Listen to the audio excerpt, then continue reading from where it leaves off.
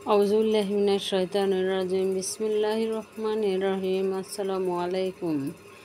সূরা মারিয়াম আয়াত ৭৫। অর্থাৎ দুনিয়াতে যারা নিজেদের সহায়ক ভাবে এবং সেজন্য গর্ববোধ করে, আখিরাতে তাদের উপলব্ধি হবে তাদের মধ্যে শক্তি সামর্থ্য কত আছে, কারণ সেখানে তাদের শক্তি বলতে কিছুই থাকবে না। উল্লেখ্য যে এখানে আফু তুলনামূলক শব্দ হওয়াতে কারো যেন তাতে এই সন্দেহ না হয় যে সেখানে ওদের শক্তি থাকবে, অবশ্য তুলনামূলকভাবে কম হবে।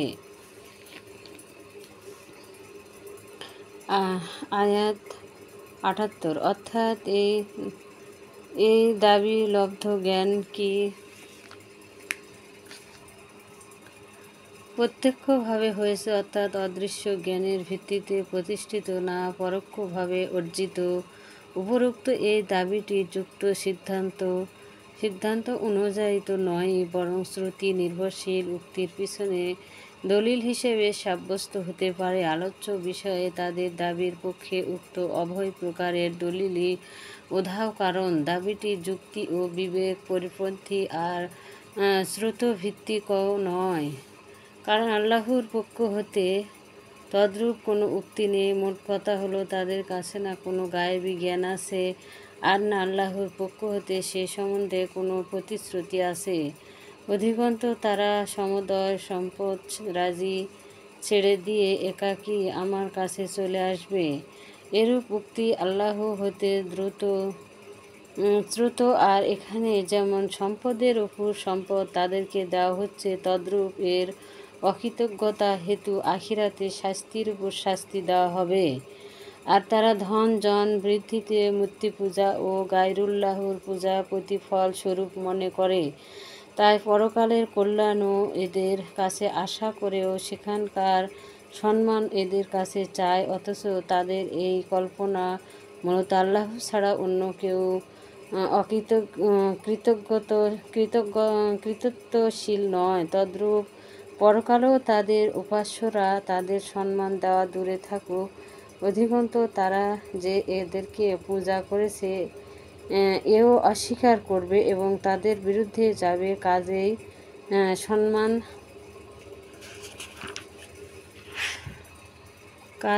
সম্মান দেওয়ার বদলে ধিক্কারি দিবে। তাদের উপাস্যদের মধ্যে পাথর ক্ষুদিত মূর্তি মাছসমূহ কথা বলা অসম্ভব কিছু নয়।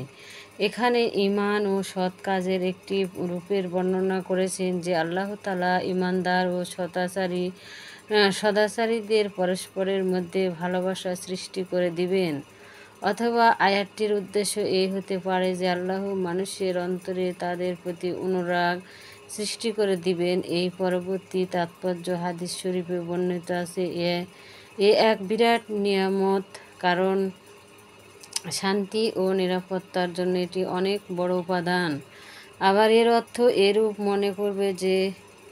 মনে করবে না যে তাদের প্রতি কারো বিরাগভাবে হবে না, বরং এর অর্থ এই সাধারণ মানুষ যাদের কোনো লাভ ক্ষতির সম্পর্কে এই সদাচারী ঈমানদারের সাথে সংশ্লিষ্ট থাকে না, তারা এদেরকে ভালোবাসে। বর্তমানে যেমন দেখা যায় যে নেককার মুমিনদের প্রতি কারো কোনো দ্বিধা ক্ষোভ থাকে না, এমনকি কাফির পর্যন্ত তাদের আস্থাভাজন হয় এবং অবনত মস্তকে সালাম জানায়।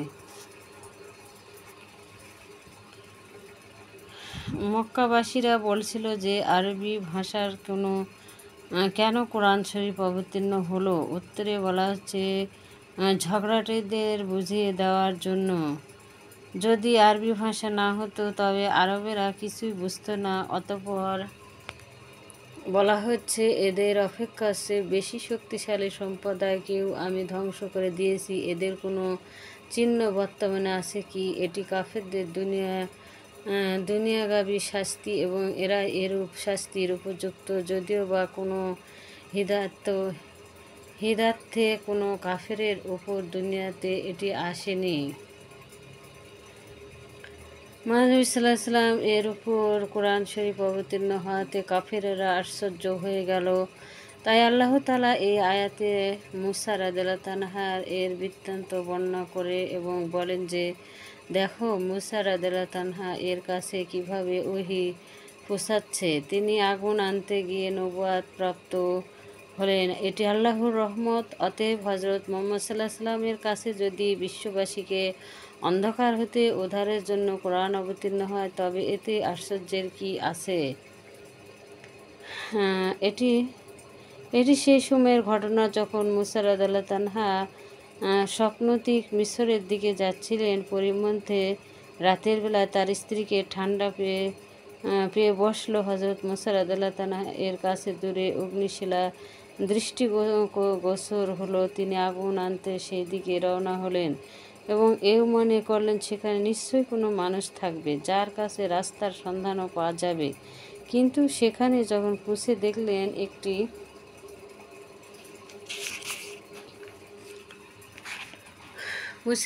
একটি সবুজ গাছে অগ্নিশিখা প্রজ্বলিত হচ্ছে, তখন তিনি অবাক হয়ে গেলেন। আসলে এটি আগুনই ছিল না, বরং নূরে ইলাহির বিচরণই ছিল। তখন হযরত মুসা রাদিয়াল্লাহু তাআলাকে আহ্বান করা হলো। এই আহ্বান ধ্বনি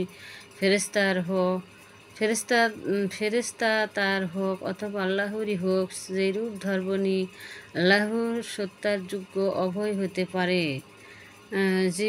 জিহ্বা পুড়ে যাওয়ার কারণে এই তোতলামি জনিত জড়তা সৃষ্টি হয়েছিল। জিহ্বা পোড়া যাওয়ার কারণ হলো এই, ফিরআউন একদিন তাকে কোলে নিয়ে আদর করতেছিল। ফিরআউনের দাড়ি যেহেতু মুক্তা খঞ্জিত ছিল, তাই মুসা রাদিয়াল্লাহু তাআলা তার দাড়ি ধরে টান দিলে এটি উপড়ে যায়। তখন সে বলল, এই ছেলে আমার শত্রু।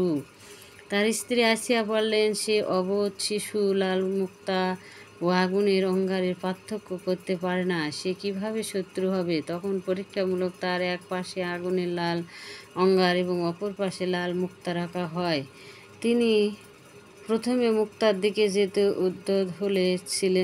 উদ্যুক্ত হয়েছিলেন, কিন্তু জিবরাইল রাদিয়াল্লাহু তাআলা তাকে অঙ্গরের দিকে ফিরিয়ে দেন এবং জ্বলন্ত অঙ্গর মুখে পুড়ে দেন। ফলে তার জিহ্বা পুড়ে যায় এবং তদ্বারা তোতলামি সৃষ্টি হয়। যে সময় ফিরআউন বনী ইসরাইলের পুত্র সন্তান হত্যায় মেতেছিল, সে সময় হযরত মুসা রাদিয়াল্লাহু তাআলা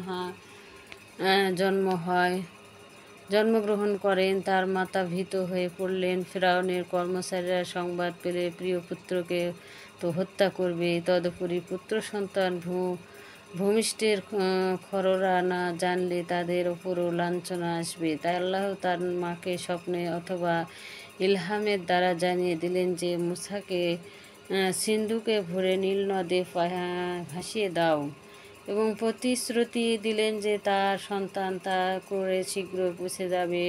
তদানুসারে মুসা রাদিয়াল্লাহু তাআলাকে একটি সিন্ধুকের ভরে তাকে সমুদ্রে ভাসিয়ে দিলেন এবং শেষ পর্যন্ত তিনি ফিরআউনের হস্তগত হলেন। অনন্তর ফিরআউন সক্রিয় মমতায় এবং আসিয়ার অভিলাষে হযরত মুসা রাদিয়াল্লাহু তাআলাকে পুষ্যপুত্র বানিয়ে নিল।